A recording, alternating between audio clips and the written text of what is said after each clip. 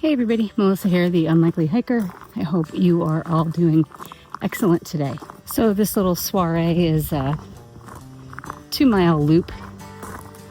I'm sorry, this is not a loop. This is an out and back. Up to the top of Harvey Mountain in Austerlitz. So what I wanted to talk to you today about was how to think about gear purchases. As somebody who fell into the category of buying, what was popular, what all the YouTubers said was amazing, and the latest, greatest, ultra light, whatever widget. Yeah. I wasted a lot of money. So I thought I would talk to you quick about the process of considering how to purchase gear, or considering what you actually need, what you need, not what I like and whatever, not what I'm telling you to get. I really try hard not to do that, by the way, but how to consider your personal gear purchases. So as unsexy as this sounds, you need to buy your pack last. I know that that's the holy grail or the vision of backpacking, is that backpack. But honestly, depending on your budget and your skill level, there's a good possibility that you're buying the wrong pack. And at the Apex, I had 14 packs. That is stupid. It is actually stupid. Consider the thousands upon thousands of dollars I spent on crap that I literally turned around and sold or gave away or still have and don't use. I don't want you to fall into that category, which is why I'm telling you that you need to get your pack last.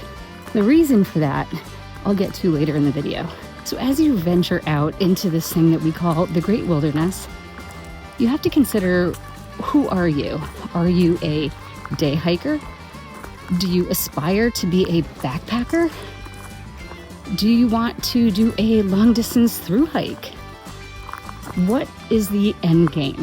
What is your reason to be out here? Because it differs for all of us. I would argue most of us, we're weekend warriors.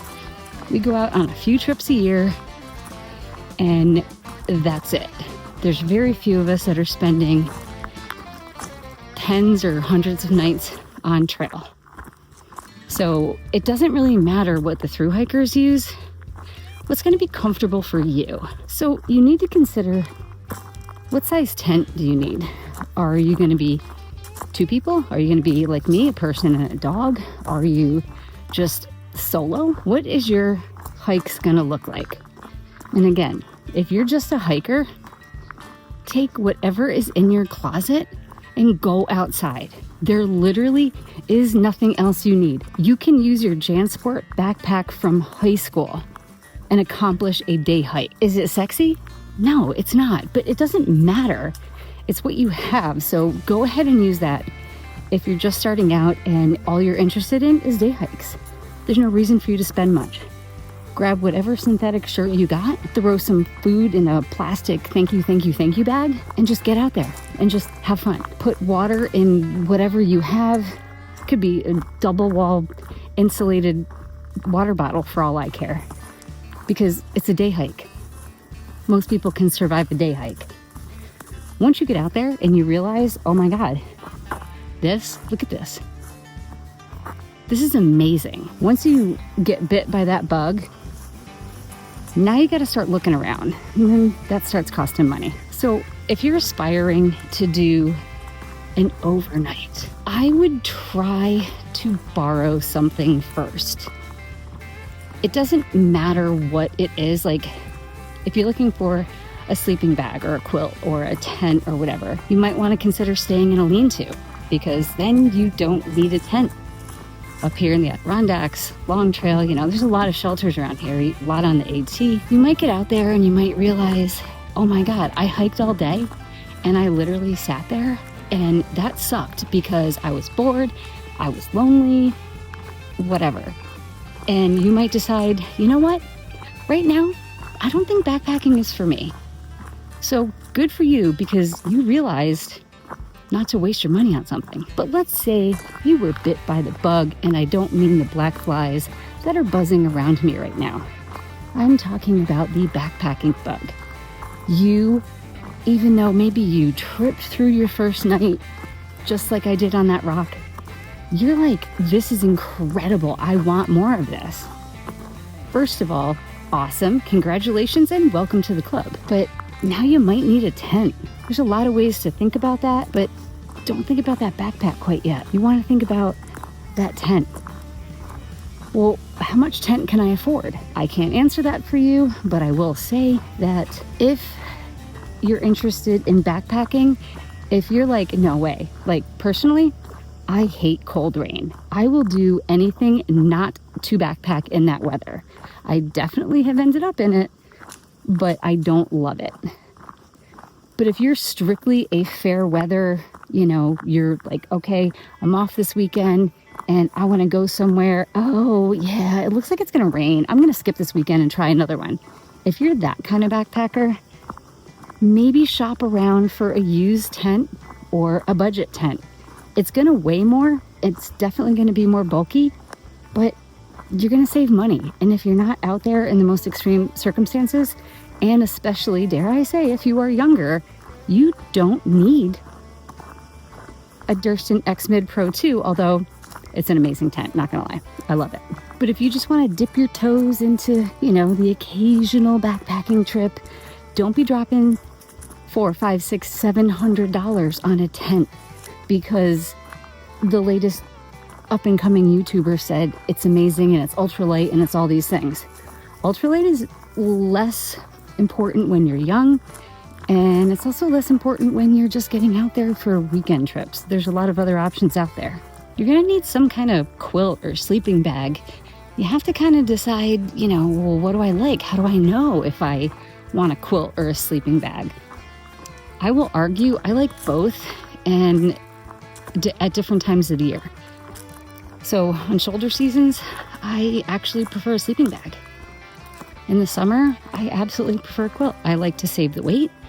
I like the ability to take it on and off and kick a leg out, whatever. But in the shoulder seasons, I actually prefer to be zipped up inside of that thing.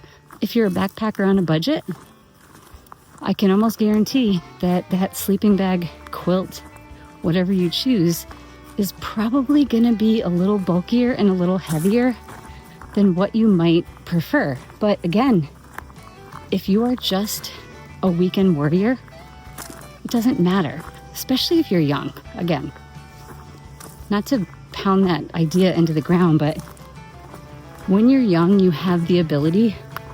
I bought a Dyneema tent when I had to because I was getting older and I was having issues, back problems, obviously. So don't ever think that you need the most expensive stuff. Doesn't matter who has it. They don't have your budget. You have to decide what you're gonna want for your little things, stuff sacks. Maybe you wanna use stuff sacks. Maybe you wanna use Ziploc bags. Maybe you wanna use roll top sacks from Walmart. Whatever, it doesn't even matter, but you have to decide what you want in that category. You have to decide, am I the kind of person that wants dedicated sleeping clothes? Do I want extra socks? Do I want one extra shirt just in case because I'm worried? We all pack too many things when we're first starting out. So after you decide what's going to go in your pack, your cook system, which might be a little bulkier and heavier, clothes, base layers, insulating layers. If you're on a budget and you're using what you have, I can practically guarantee that it's going to take up more space in your pack.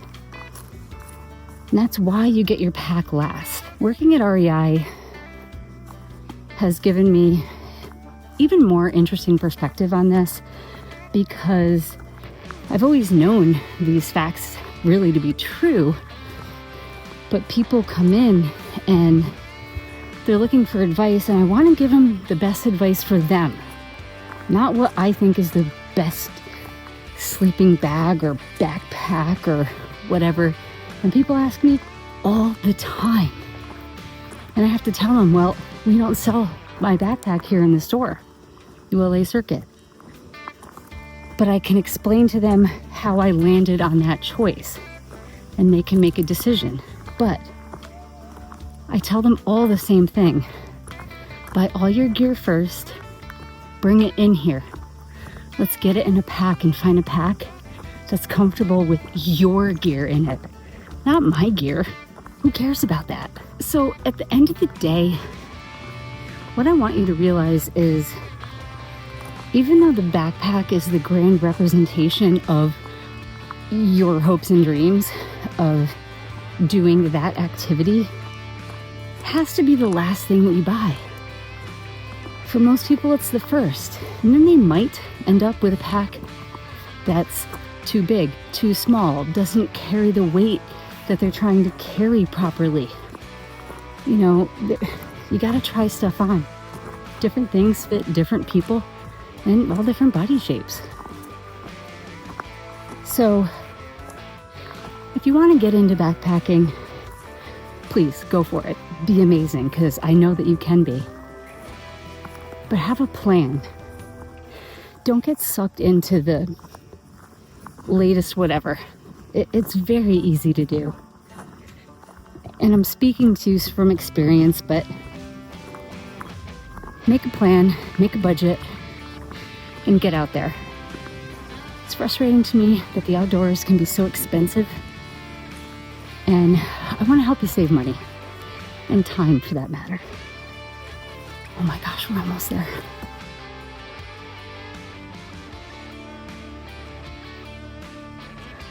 All right, so that was a successful hike up on this amazing gravel road.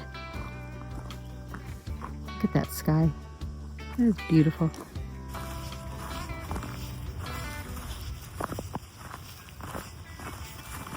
So on that note, I just want to say, I know things are expensive and we're all kind of scraping by, especially with things like groceries.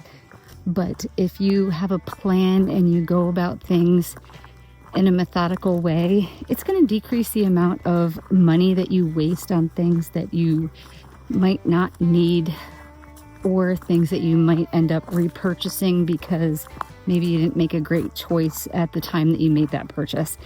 I definitely am not saying that mistakes won't be made, because they will, I promise, especially if you're ordering things online. But I think with a little bit of planning, you can definitely find all the right gear at a price that is comfortable for you. So that's all I have for you today.